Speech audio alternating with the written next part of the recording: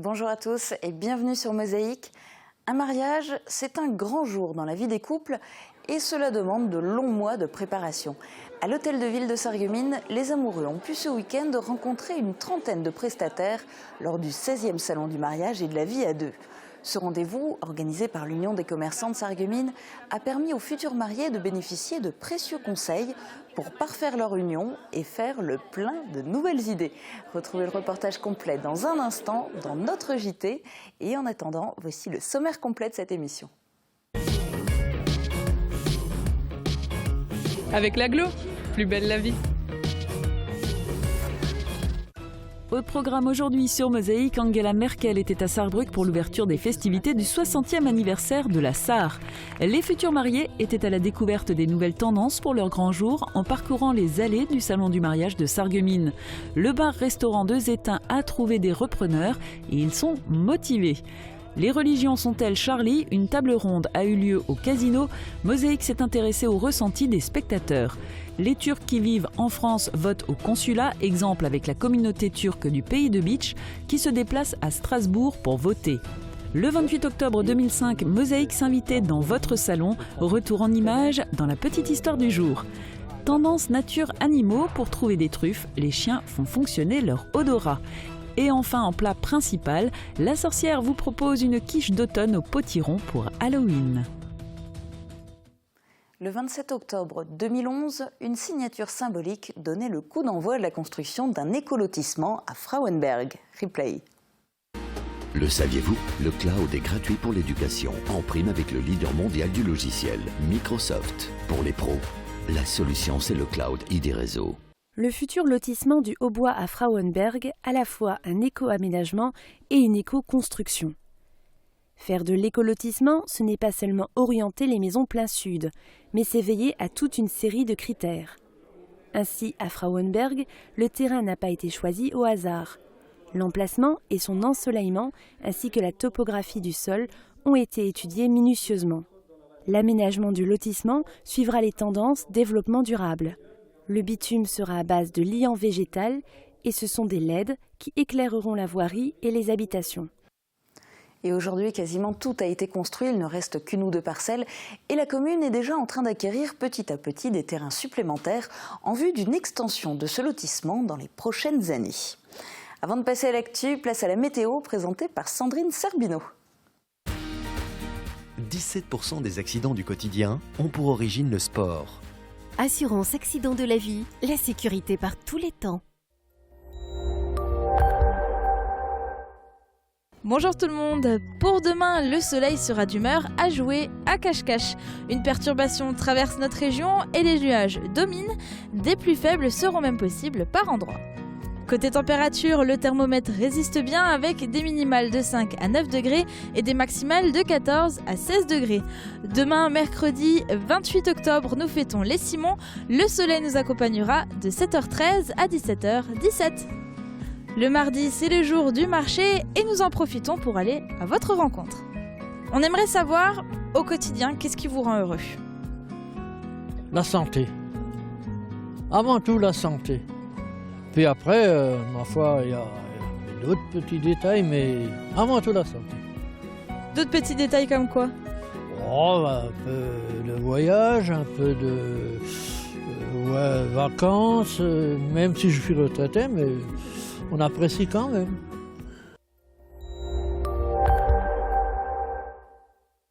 Je parraine un ami et tout le monde y gagne. Mon filleul, ma banque et moi. Au Crédit Mutuel, un client satisfait rayonne.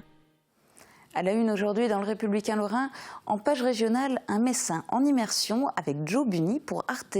Le réalisateur Dominique Hennequin vient de terminer pour Arte +/5 mètres, une série documentaire et un film consacré au photographe sous-marin Joe Bunny. Une avant-première du film est prévue le 12 novembre à Metz, à l'Arsenal. En page locale, les avocats sont toujours mobilisés contre la réforme de l'aide juridictionnelle. Hier, en début d'après-midi, une trentaine d'avocats du barreau de Sarreguemines se sont retrouvés sur les marches du palais de justice à l'appel du Conseil national des barreaux. Enfin, dans l'édition de Forbach, Fernand Rachel livre ses souvenirs en publiant un ouvrage sur le football professionnel à Forbach. Lui qui a fait partie de la première équipe professionnelle de l'US Forbach en 1957, il retrace cette aventure dans un livre qui vient de paraître. L'actu du secteur en images, place au JT de Mosaïque.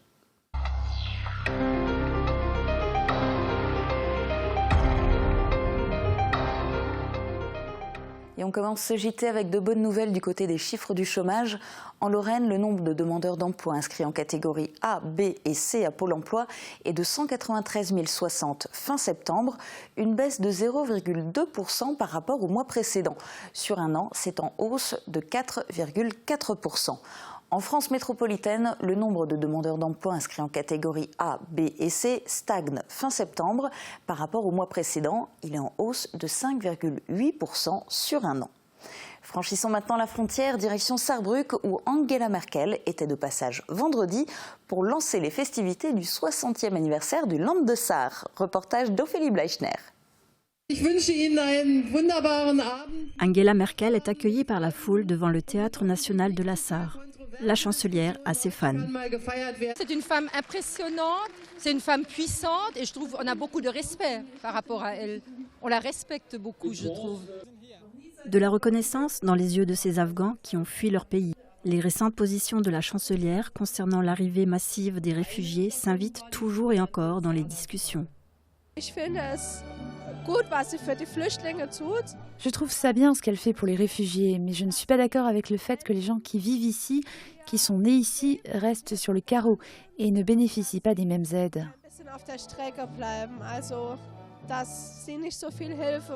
Tandis que les partisans de Zarghida manifestent, les policiers ne les laissent pas rentrer sur la place où se déroulent les festivités. Devant des badauds mi-curieux, mi-sceptiques, ils martèlent leur sempiternel refrain. On ne s'est pas prononcé pour l'Allemagne il y a 60 ans pour devenir aujourd'hui un pays d'accueil pour les immigrés. On veut que la Sarre reste un land allemand et que l'Allemagne reste allemande. La majorité des personnes réunies ce soir sous la tente exècrent les mouvements Pegida et Zarghida.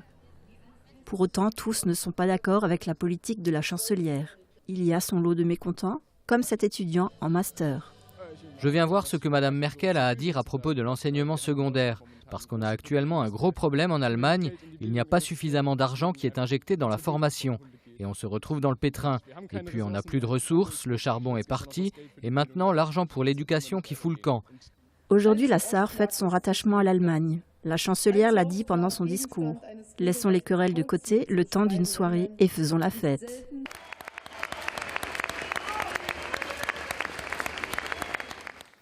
Pour les futurs mariés, le rendez-vous à ne pas manquer, c'était le salon du mariage. Il s'est tenu tout le week-end à l'hôtel de ville de Sarreguemines. Au programme, rencontres avec de multiples prestataires, défilés de prêt-à-porter, de robes de mariée et de lingerie, et la découverte de nouvelles tendances. Reportage de Marie Lorenz et Catherine Henrich. C'est l'un des plus beaux jours de la vie d'un couple, mais également l'un des plus stressants. Le mariage demande beaucoup de préparation et surtout de s'y prendre bien à l'avance pour avoir tous les prestataires souhaités. Depuis quelques années, une nouvelle tendance venue des États-Unis envahit les salons de mariage, comme celui de Sarreguemines, les wedding planners.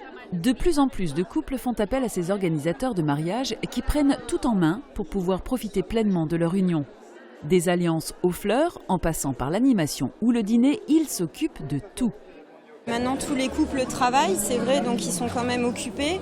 Donc ça leur permet aussi de se décharger, de pouvoir profiter d'autres choses pendant que nous, on gère à leur place et ils sont beaucoup moins stressés le jour J. Autre nouveauté sur le salon, des professeurs de danse. Connie et Laurent, danseurs de longue date, se sont lancés dans cette aventure pour permettre aux couples de réaliser une ouverture de bal parfaite.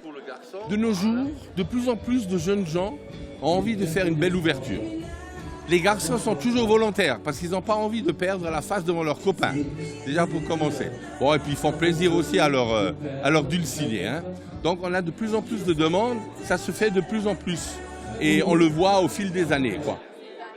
Magali et Adrien se diront oui en 2017. Ils commencent à préparer leur grand jour et profitent du salon pour avoir des contacts. On a décidé de se marier donc en 2017. On est venu faire un peu le tour des différents prestataires, voir un petit peu ce que chacun propose, sachant Voilà, on nous avait déjà conseillé certaines personnes, et puis bon, voilà, le fameux défilé qui est très réputé. Et Magali n'a pas été déçue. Elle a pu découvrir les nouvelles tendances des robes et costumes de mariée lors du traditionnel défilé. Toute l'air d'un applaudissement pour Julia Castelli. De toute beauté, Julia. À Zétain, c'est un défilé de clients qu'on espère. Le bar-restaurant du village revit. Après plusieurs mois de travaux, l'établissement a rouvert ses portes avec à sa tête de nouveaux gérants, Cathy et Bertrand. Guillaume Dumonteil s'est rendu sur place le jour de l'ouverture et il a pu constater l'éventail des services désormais proposés à la population. Alors un verre, un toast. Ça s'est passé spontanément sur une annonce que j'ai vue sur le Bon Coin, location gérance pour la mairie. Et j'en ai parlé à ma femme et puis on s'est mis d'accord tous les deux, on a déposé notre candidature. Plusieurs repreneurs étaient intéressés et ce sont finalement Cathy et Bertrand Kuhn qui ont été retenus. Des arguments ont plaidé en leur faveur, comme leurs expériences respectives et la diversité des services proposés. On est parti sur une idée commune avec la mairie, donc de faire bar, restaurant, salon de thé, dépôt de pain, un petit peu d'épicerie, de dépannage. Et puis, fur et à mesure, on va s'adapter avec la demande du client, dans la mesure du possible, bien sûr. Avant l'ouverture de ce café chez Lolo, il n'y avait plus de commerce dans le village, et cela depuis le mois de mars et le départ des anciens gérants, qui tenaient anciennement Joe's Pizza. Ça m'intéresse et je suis ravi qu'on ait un bar dans notre propre village. On avait besoin que ce commerce redémarre puisqu'il y a un nombre d'associations qui faisaient ces repas. On a également les familles qui faisaient des repas de famille. Il y a les habitués du bar, donc il fallait que l'on relance ce restaurant-là. La commune, aidée par la région et l'État, a investi 65 000 € dans ce commerce pour des travaux portant sur l'équipement d'une cuisine et sur la mise en conformité pour les personnes à mobilité réduite. Le loyer de 850 € mensuels participera au remboursement de l'emprunt effectué. À l'issue de leur première journée de travail, Cathy et Bertrand étaient satisfaits du nombre de personnes accueillies. Sachez que vous pouvez découvrir cet établissement tous les jours de 6 h à 23 h, sauf le lundi. Les religions sont-elles Charlie? C'était au cœur de la conférence menée dans la salle du Casino des Faïenceries. Sur la scène, rabbins, archiprêtres, imams et pasteurs ont présenté comment leurs religions respectives abordent la question de la liberté d'expression. Ils ont ensuite évoqué la transmission de la foi. Mosaïque a tendu son micro au public à la fin de la conférence. Il y avait comme un imam, il y avait un prêtre, un rabbin et le protestant. Voilà qui pourrait être l'introduction d'une histoire drôle au sujet religieux qui rentrerait tout à fait dans le cadre du questionnement de la conférence donnée au Casino des Faïenceries à Sarreguemines sur la place de la liberté d'expression dans les religions. Mais cela restera ici la liste des orateurs participants. Cette réunion de 4 religieux a attiré un public avide de connaître les points de vue de chacun sur les attentats de janvier, plus généralement sur la représentation de soi-même et de l'autre.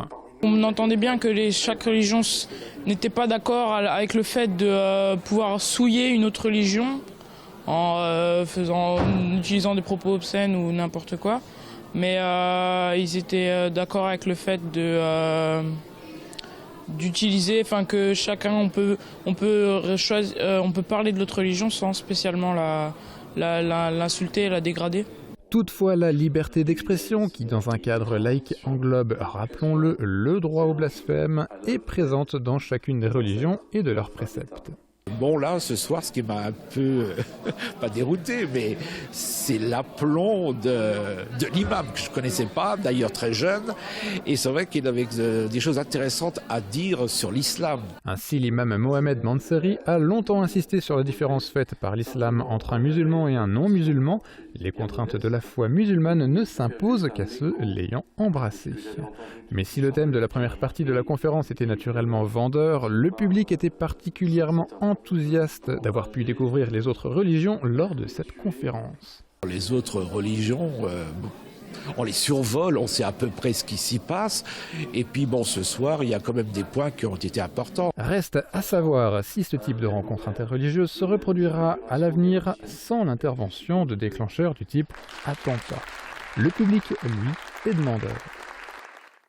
Et on quitte les religions pour le monde de la tradition boulangère. Pour suivre le portrait de la semaine, il va falloir mettre la main à la pâte. Installé rue Pasteur à Sarreguemines, David Leblanc est un jeune boulanger qui a décroché la première place du concours de la meilleure baguette de tradition française en Moselle. Il nous a ouvert les portes de sa boulangerie pour nous parler d'une activité qui est bien plus qu'un métier, une passion. Portrait signé Thomas Drouin. Certaines directions de vie ont parfois des origines très simples. Pour David Leblanc, le monde de la boulangerie, c'est un de ses amis qui le lui a présenté. Ce sont des essais pendant les vacances scolaires qui l'ont convaincu, et c'est finalement par le biais de l'apprentissage et des compagnons du devoir qu'il a appris les gestes du métier de boulanger. On part d'une matière qui est quand même le blé, qui avant tout est le blé transformé donc en farine. Puis à partir d'ingrédients simples, l'eau, la farine, un levain, du sel, on arrive à fabriquer, on est créateur de notre métier, puis à fabriquer du pain. Et le pain, c'est quand même la base de l'aliment. Peu à peu, le métier s'est doublé d'une passion pour ce contact avec la pâte. Après quelques expériences comme ouvrier boulanger, l'envie de s'installer à son compte a pris le dessus. Pour bien faire les choses, il a préparé la maîtrise en boulangerie, le plus haut diplôme en artisanat, avant de reprendre à Sarreguemines cette boulangerie située rue Pasteur. C'est dans un esprit de perfectionnement qu'il a participé au concours de la meilleure baguette organisé lors de la Foire internationale de Metz et décroché la première place. Quand il s'agit de parler de pain, David Leblanc se fait fort d'user de métaphores. Je compare souvent le pain au bon vin. Pour chaque plat s'adapte un vin. Et pour moi, pour chaque plat s'adapte un pain. Donc c'est pour ça que dans notre magasin, on a plus d'une quinzaine de sortes de pain tous les jours, afin de pouvoir satisfaire chaque étape de la journée, que ce soit au petit déjeuner, au goûter, au dîner. Et il y a un pain qui s'accompagne à chaque moment. N'allez pas croire qu'il souhaite révolutionner la boulangerie, l'avenir du pain passe selon lui par la tradition. L'ingrédient essentiel pour un pain réussi est le temps, celui d'une longue fermentation et de l'usage de levain naturel. Des valeurs boulangères qu'il souhaite partager et transmettre à ses clients. Je vous propose maintenant de regarder un extrait du magazine Une semaine en Lorraine, proposé par vos chaînes de télévision locales. Direction Beach et au-delà, Strasbourg, où votent les Turcs qui vivent en France.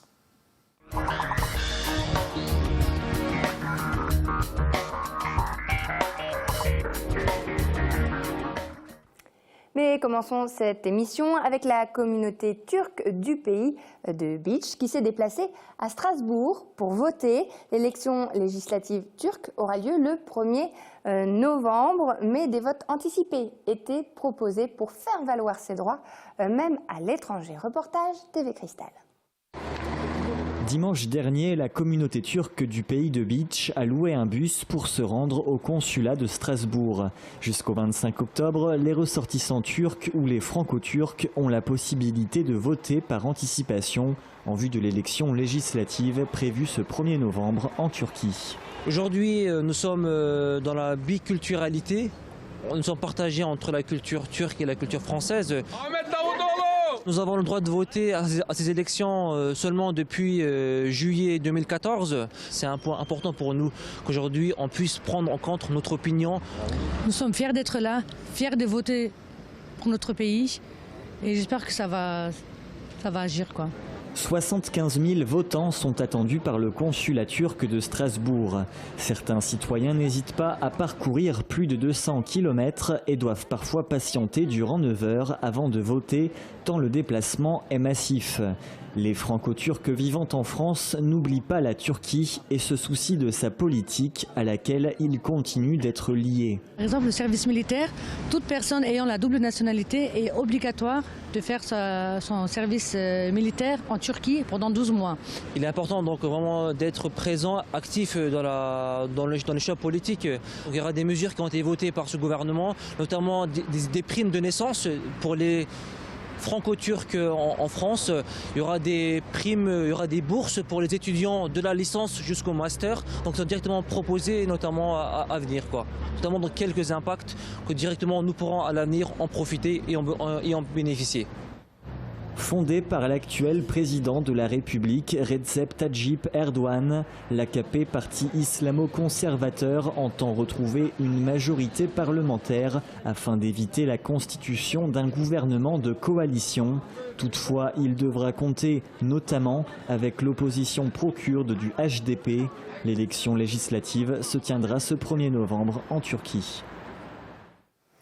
Et vous pouvez regarder le magazine complet Une semaine en Lorraine sur notre site internet www.mosaïque.tv. Dans un instant, la petite histoire va vous plonger 10 ans en arrière dans les coulisses de Mosaïque. Tendance mêle nature et animaux à la recherche de truffes. Enfin, le plat principal est original et de saison.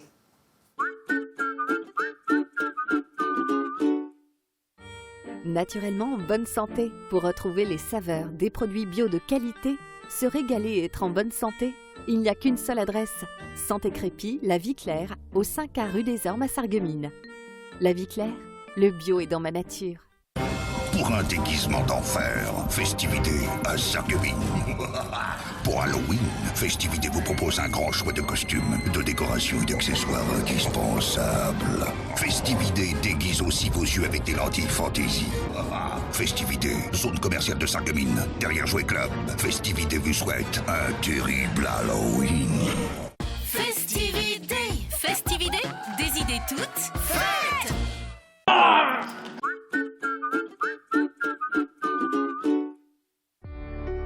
Dans les moments difficiles, on a besoin de professionnels. AVS. Notre métier, vous accompagner.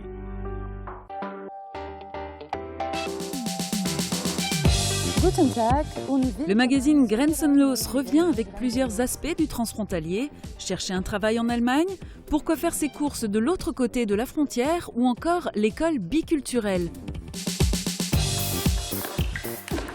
Demain, il n'y a pas de frontière sur Mosaïque.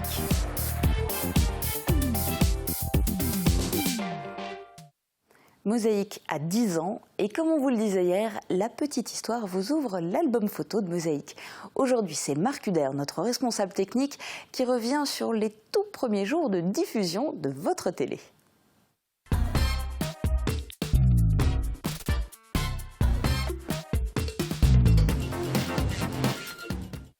Le 28 octobre 2005, Mosaïque arrivait pour la première fois sur vos écrans. Mais pour assurer le rendez-vous quotidien à 12h30, ce n'était pas si facile. Oui, c'était pas si facile. Il n'y avait pas de fibre dans le bâtiment, donc on ne pouvait pas envoyer le signal directement dans le réseau câblé.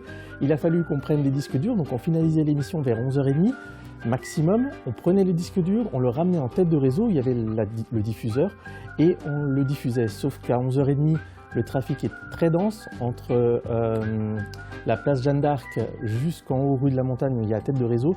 Donc un peu de stress avec la voiture. Et puis finalement, tout a bien fonctionné pendant plus d'1 mois.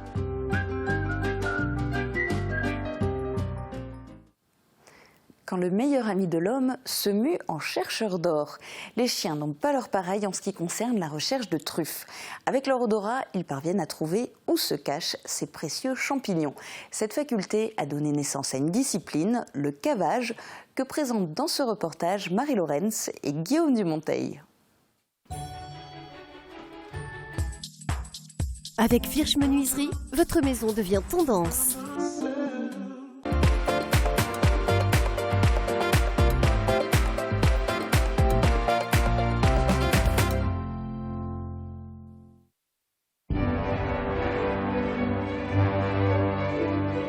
Le cavage consiste en la recherche de truffes, donc le champignon, à l'aide d'un chien. Donc, grâce à son odorat qui est très développé, va rechercher donc, soit des truffes, soit des leurres donc, qui sont imprégnés de l'odeur de la truffe dans soit un espace naturel, donc en forêt, là où on trouve vraiment des truffes, soit on a des concours qui s'appellent des concours 10 sur carré, où on enterre des truffes et le chien est chargé de retrouver l'emplacement des truffes dans un temps bien défini et le plus rapidement possible.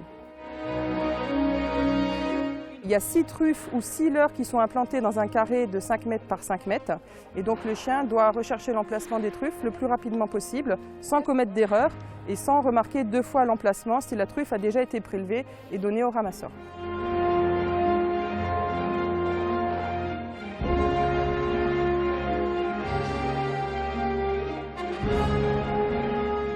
n'est pas réellement une activité sportive, c'est réellement une complicité entre le maître et le chien. Le chien, pour faire plaisir à son maître, va rechercher les truffes et également pour avoir une récompense parce que à chaque fois que le chien trouve une truffe, on va le récompenser.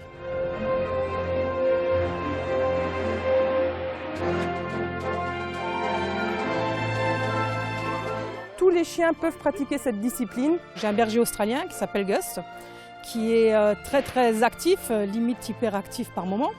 La seule discipline où j'arrive à canaliser mon chien, c'est le cavage. Ça m'a rapproché énormément de mon chien. Ce qui me plaît là-dedans, c'est vraiment le relationnel entre le maître et le chien. Que le chien, on voit vraiment qu'il a envie de faire plaisir à son maître. Et c'est une discipline qui plaît réellement à mes chiennes. Elles aiment l'odeur de la truffe, et comme beaucoup de gens. Et donc du coup, elles apprécient de rechercher des truffes sur des terrains. Et le chien, comment il travaille? C'est là qu'elle fait 34 secondes. Et notez qu'une section cavage vient d'ouvrir au club canin de Sarreguemines. On y retrouve notamment les 2 pratiquantes que vous venez de voir dans ce reportage. Pas de recette aux truffes aujourd'hui. Pour le plat de la semaine, on revisite la quiche lorraine version Halloween.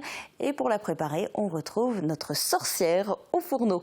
Je vous laisse en sa compagnie. Très bonne journée à tous. À demain. Au club Bouygues de Sarreguemines, Forbach et Saint-Avold, vous profitez du plus grand réseau 4G de France, de la puissance de la fibre et d'un large choix de téléphones portables.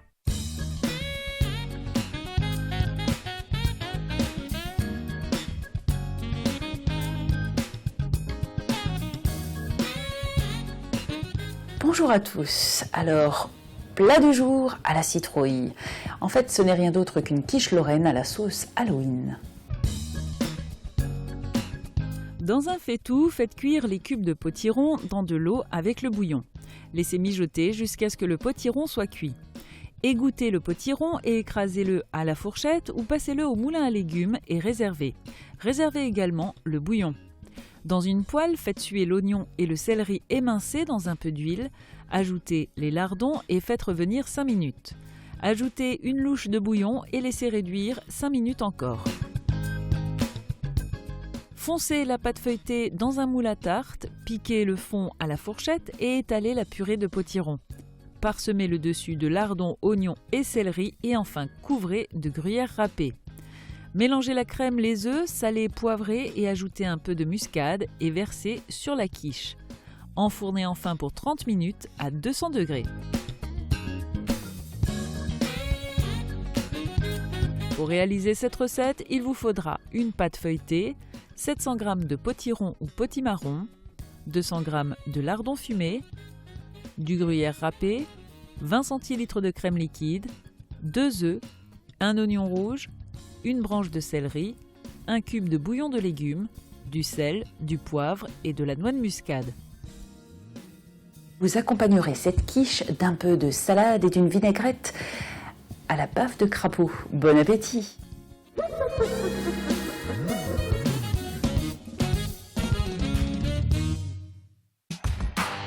Samedi, 7e journée de CFA2, le SFC recevra la réserve du Stade de Reims. Sarreguemines voudra continuer sur sa lancée et tenir en échec le 2e du championnat. Plus de sport, c'est samedi à 18h en direct sur Mosaïque.